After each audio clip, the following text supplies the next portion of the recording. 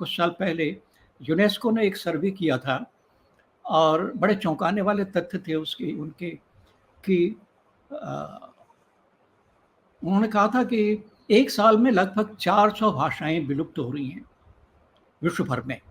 और ये बड़ा चौंकाने वाला आंकड़ा है कि एक साल में 400 भाषाएँ विलुप्त हो रही हैं और कुछ बिल्कुल विलुप्त के कगार पर हैं।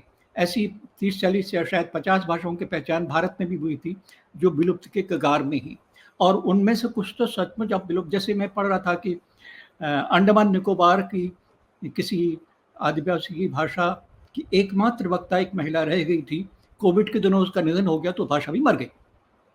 तो ये बड़ी अच्छा, एक भाषा का मरना उस जाति, उस समाज, या जाति को संक्षेप उस दूसरे अर्थ में न लिया जाए, समाज, उस समूह समाज के पूरी सांस्कृतिक विरासत, पूरे इतिहास का लुप्त हो जाना होता है।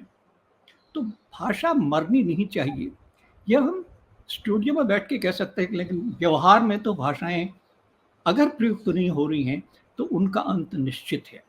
तो बचाने के लिए एकमात्र उपाय तो ये हो सकता है कि वो प्रयोग में लाई जाए, उनका परंपरा उनकी बनी रहे।